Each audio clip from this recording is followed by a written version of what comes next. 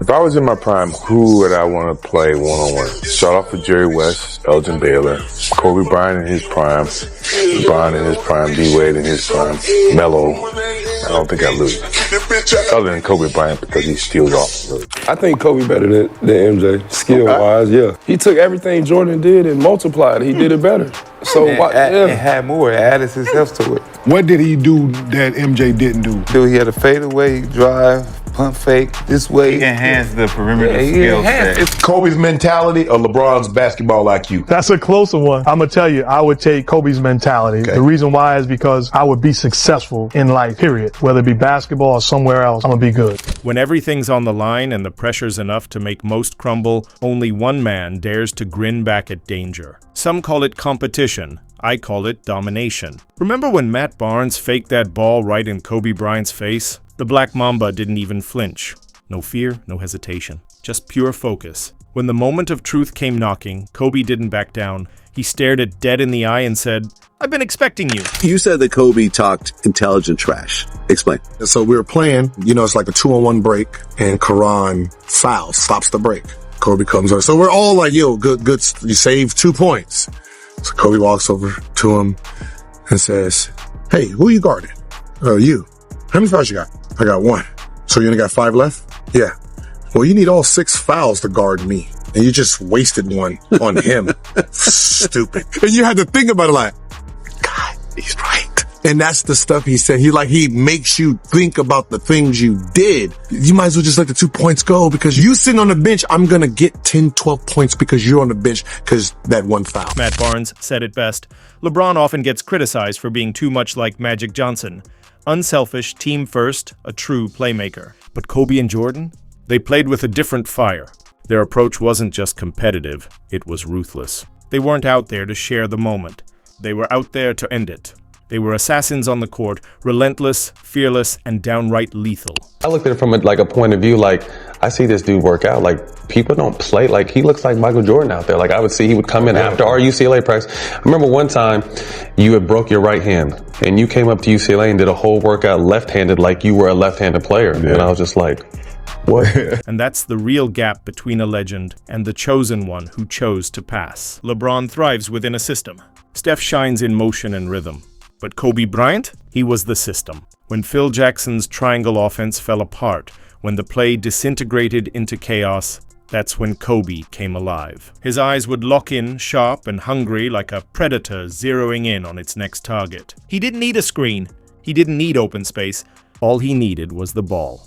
And an opponent bold enough to try stopping him. We getting ready to play San Antonio. Kobe had struggled the game before. During pregame film, Kobe would be dribbling the basketball while the film was going on. PJ, he was like, "Shh, Michael, put the ball down." And everything just clicked. Then we ended up beating San Antonio to go play in the final. The stats don't lie. They just confirm what your eyes already knew. Kobe Bryant racked up 25 50-point games. LeBron, 14. Steph, 10. When Kobe had the ball in the fourth, defenders didn't just guard him. They braced for impact. It wasn't the fear of losing, it was the fear of being immortalized on the wrong end of a highlight. Nobody wanted to become another victim in Mamba's legacy. Now, rewind to 2011. LeBron James, the king himself, averaged just 8 points in the fourth quarter against Dallas. 8. And the man giving him trouble? Jason Terry, sixth man best known for getting dunked on. That series flipped the script. The most gifted athlete the game has ever seen got hunted by a role player. As Steven Jackson once said, if LeBron had that Mamba mentality, that ruthless instinct to finish, to dominate, he might have been the greatest ever, but without that killer edge, you're leaving greatness waiting at the door. Because Kobe Bryant is one of the best compliments I ever got when he recognized that killer instinct behind the smile. Mm-hmm. And Mamba mentality is it has a name and it's a thing because you can just see it on his face. I'm out here to kill every single person in front of me to get to where I want to go. But he acknowledged that same spirit, but he knew that I did it with a smile on my face. Meanwhile, in that same 2011 season, Kobe Bryant was out there battling a torn ligament in his shooting wrist and still putting up 23 points a game. For him, pain wasn't an excuse.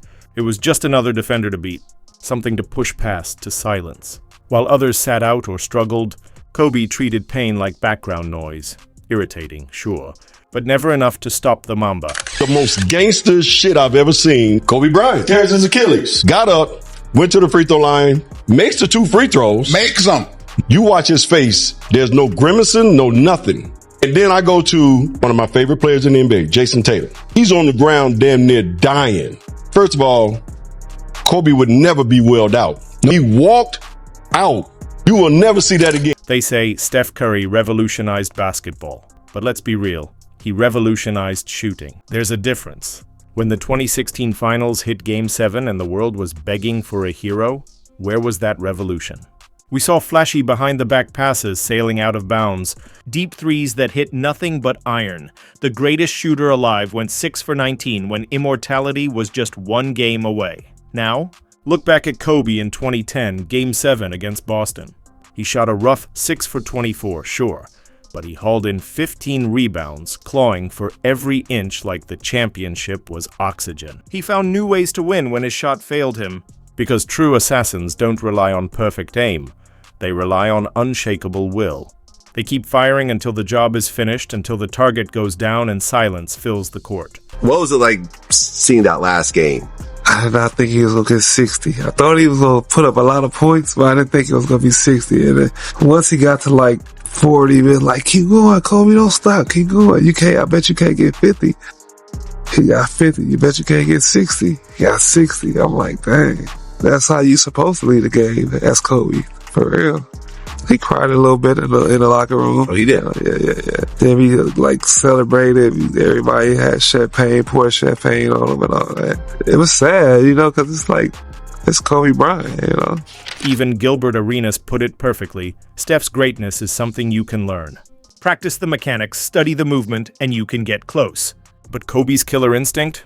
That's different. You can't teach that. You're either born with it, or you'll spend your whole career chasing it and come up empty. Kobe Bryant had to do a bunch of moves. Counters. The reason niggas like us didn't have counters, because our first move couldn't be stopped. No, Whoa, I let you talk. My first move against Kobe, lunch meat. I didn't have no counters because you couldn't stop the first move because I was faster than you. Kobe had to do moves because Kobe wasn't physically gifted enough to get by the person the first time. He wasn't physically gifted. Whoa. Walk out. So what does he need a second or third move for? Why do you need 2, 3? Jordan just had a 1-2 pull-up. The reason the 1-2 pull-up, they couldn't stop the 1-2. What the fuck do I need a counter for if you can't stop this one? If you cannot stop, Right. boom, you can't stop that. What the fuck do I need to do this shit for? I only do that. Here's what the highlight reels and documentaries won't tell you.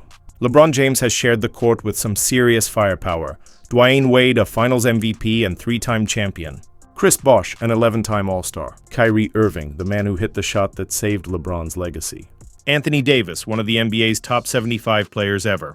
Kevin Love, another champion and All-Star. Now look at Kobe Bryant's legendary 81-point game. His teammates? Smush Parker, out of the league 2 years later. Kwame Brown, the most infamous #1 pick in history. Chris Meme, barely remembered. Ryan Cook, yeah, exactly. Kobe didn't have a super team. He had a survival challenge. 3 of LeBron's 4 rings came alongside hand-picked superstars. Kobe, he dropped 81 with guys who probably wouldn't crack a G League roster today. And when he finally got Pau Gasol, one legit all-star, he went to 3 straight finals and won 2 of them. No collusion, no shortcuts. Just pure, calculated violence on the hardwood. When Mark Jackson was asked to choose Kobe's mentality or LeBron's basketball IQ, his answer said it all: Kobe's mentality. Because with that, I'd be successful in life, period. And he got so hot that one possession, I'm like, Reg, let me get him. I got him. It wasn't like I'm thinking I'm going to shut him down. I'm thinking I'm going to hammer him one time, send a message, not on our watch. The dude made a crossover move on me at the top of the key and elevated so fast, I had no opportunity to hit him. I looked at Reg like, you got him. You got him. You can see the difference in how each of them approached the game. LeBron breaks down film to find the smartest play. Steph spends hours perfecting the art of the shot. But Kobe, he studied people. Their fears, their insecurities, their limits. He wasn't just analyzing opponents, he was dissecting their minds. He once told Matt Barnes, "Anyone crazy enough to mess with me is crazy enough to play with me." That wasn't just confidence, that was psychological warfare. Kobe understood that basketball isn't played with your hands, it's played in your opponent's head. Take the 2008 Beijing Olympics, the Redeem Team. LeBron was there. Wade was there. Carmelo was there. But when the game hit crunch time, Kobe took over. 13 of his 20 points came in the fourth quarter. He talked to Pau Gasol in Spanish just to throw him off. He told Rudy Fernandez, "This is my house," then in his country's Olympics. That's not just skill, that's dominance on every level. That same year, Kobe led a squad with Lamar Odom as his second option all the way to the finals. Meanwhile, LeBron, with the league's best record, fell to Dwight Howard's magic. The contrast was clear. When Kobe saw Dwight, he saw prey. When LeBron saw him, he saw a problem. When we lost in the finals to the Celtics in 2008, that was a turning point. So when I sat there in the hotel room afterwards, I started thinking about that, because it's on me. If I didn't feel like my teammates were aggressive enough, that falls on me.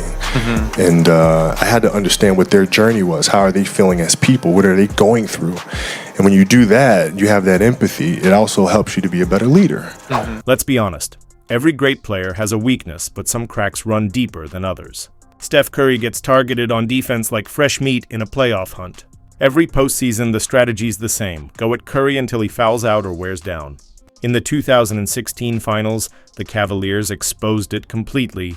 They ran the same play over and over, switching Curry onto Kyrie or LeBron, and it worked like clockwork. Then there's LeBron, the most gifted athlete basketball has ever seen. Yet in 2011, 6-foot JJ Barea managed to lock him up. The King couldn't dominate a player nearly a foot shorter. Now look at Kobe Bryant, 12-time All-Defensive Team.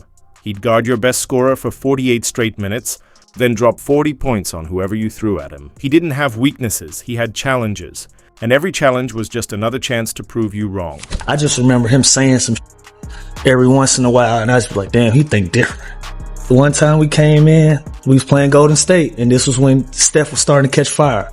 He was starting to turn into the chef, you know what I'm saying? He came in and he said, I found it. He just kept saying, I fucking found it. He don't like people standing on the side of him. He can shoot with you in front of him. He can shoot with you behind him. But on his side, he don't like that. I'm going to guard in the second half. Shut him down again. So after that, I was a believer. I'm like, everything that I've heard about Kobe Bryant is all true.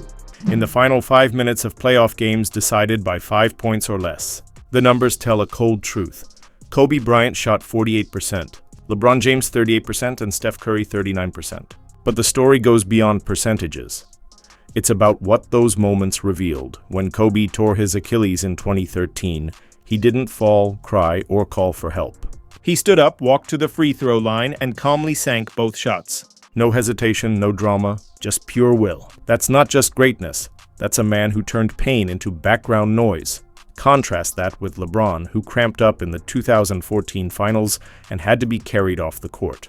Or Steph, who wasn't the same after his 2016 knee injury. Those are human reactions, they're understandable, relatable, but Kobe, he moved like someone who'd already buried his humanity for the sake of competition, as Jerry West, the logo himself, once said, Kobe is the only player I've ever seen who could have played in any era and dominated in every era.